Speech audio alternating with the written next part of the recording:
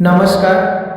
ભરૂચ જિલ્લા શિક્ષણ અધિકારી કચેરી સંચાલિત આત્મવિશ્વાસ હેલ્પલાઇન અંતર્ગત પરીક્ષા ઉત્સવ ડર નહીં દિશા સાથે સફળતા વિષય અંતર્ગત પરીક્ષાના ડરને ઉત્સવમાં અને તણાવને આત્મવિશ્વાસમાં બદલવાની આખી પ્રક્રિયાને સમજીએ.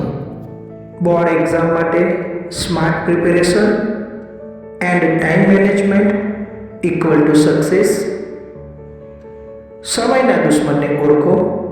મોબાઈલ ફોન અને ગેમિંગ, અભ્યાસમાં એકાગ્રતાનો અભાવ, ટીવી અને સોશિયલ મીડિયા, વાંચનમાં આળસ અને નિર્ણયનો અભાવ. બોર્ડ એક્ઝામ માટે બે સ્માર્ટ વર્ક પદ્ધતિઓ અપનાવીએ. એક, લક્ષ્ય ઉપર સૌથી પહેલાં. બોર્ડની એક્ઝામ માટે હવે બાકી રહેલા દિવસો માટે દરેક વિષયને ચોક્કસ સમયપત્રક બનાવીને વાંચવાની ટેકનિક ફોલો કરીએ. બે, નોટ્સ બનાવીએ.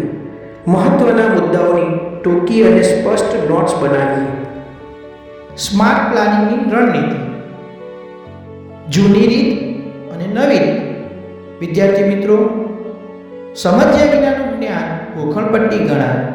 એક્ઝામ માટે ગોખણપટ્ટી ન કરાય. તેના બદલે સ્માર્ટ ટેકનિકનો ઉપયોગ કરવો જોઈએ, જે અંતર્ગત બોર્ડના જૂના પ્રશ્નપત્રો અને બોર્ડની નવી બ્લુપ્રિન્ટને ધ્યાનમાં રાખીને અભ્યાસની તૈયારી કરો. 24 કલાક ટાઈમ મેનેજમેન્ટ માટે પણ ટાઈમ બ્લોકિંગને અનુસરો. તમારા 24 કલાકમાંથી દૈનિક પ્રવૃત્તિ, વ્યાયામ, કસરત, શાળા માટે, રમવા માટે તેમજ વાંચન અને ગૃહ કાર્ય માટે સમયને ફાળવો. આ સાથે આરામ માટે પણ સમયને યોગ્ય રીતે આપો. વિદ્યાર્થી મિત્રો, અભ્યાસની આધુનિક ટેકનિક વિશે આપણે સમજીએ. શું તમને લાગે છે કે વાંચવા બેસીએ ત્યારે ધ્યાનથી નથી વંચાતું અથવા લાંબો સમય વાંચ્યા પછી પણ યાદ નથી રહેતું? તો એના માટે આપણે અભ્યાસની એક અસરકારક પદ્ધતિ પોમોડોરો ટેકનિક વિશે સમજીએ. આ પદ્ધતિ અનુસાર તમે જ્યારે જે વિષય વાંચવા બેસો છો તેને 25 મિનિટ સુધી સંપૂર્ણ ધ્યાનથી અભ્યાસ કરો. એ દરમિયાન મોબાઈલ, સોશિયલ મીડિયા અથવા અન્ય કોઈપણ વિક્ષેપથી દૂર રહો. માત્ર વાંચન ઉપર જ તમારું ધ્યાન કેન્દ્રિત કરો. 25 મિનિટ પૂર્ણ થયા પછી 5 મિનિટનો નાનો વિરામ લો અને આ વિરામ દરમિયાન તમારી આંખોને આરામ આપો. થોડું ચાલો અથવા પાણી પીઓ અને પુનઃ અભ્યાસ માટે ફરી તમારું ધ્યાન લગાવો.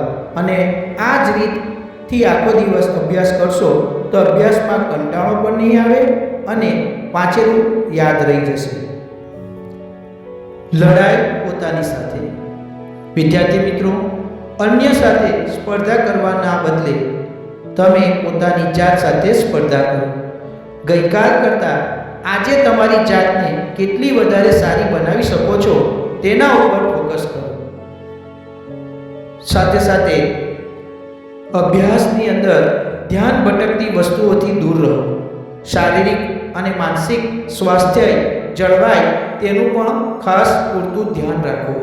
સૌથી સામાન્ય મોટી ભૂલ કે રાતભર વાંચન કરવાની સાથે ખાવા પીવાનું જો ધ્યાન ન રાખો તો હેલ્થને નુકસાન થઈ શકે છે. વાંચન બાદ તમારા માઇન્ડને પ્રોસેસ થવા માટે સારી ઊંઘ પણ આપવી જરૂરી છે. અંતે, આત્મવિશ્વાસ સાથે સાચી જીત માત્ર બોર્ડ એક્ઝામના રિઝલ્ટમાં નથી, પરંતુ સાચી જીતનો પ્રયત્ન કર્યા પછી મળતા આત્મસંતોષમાં રહેલો છે. તમે તમારાથી થઈ શકે તેટલો બેસ્ટ આપવા પ્રયત્ન કરો. ભગવદ્ ગીતાના શ્લોક અનુસાર કર્મ કરો અને ફળની આશા ન રાખો. છેલ્લે દરેક માતા પિતાને વિનંતી કે પરીક્ષા સમયે તમારા સંતાનને તમારા સાથ અને પ્રેમ, હૂંફ અને આશીર્વાદની જરૂર હોય છે. પરીક્ષા આપવા જતાં તમારા સંતાનને એટલો વિશ્વાસ આપો કે રિઝલ્ટ જે આવશે એ તમને સ્વીકાર્ય છે, પણ તું અમારા માટે બેસ્ટ જ છે. તારી માર્કશીટ તો માત્ર એક પડાવનું ડોક્યુમેન્ટ છે, પણ તારો સેલ્ફ કોન્ફિડન્સ જ એ તારી સાચી ઓળખ છે. આવો આપણે બધા મળીને સંકલ્પ કરીને પરિણામને બદલે બાળકે કરેલા પ્રયત્નને બિરદાવીએ. બાળકના જીત કરતાં તેના લડવાની હિંમતની પ્રશંસા કરીએ. Best of luck for your exam. Thank you for watching this video.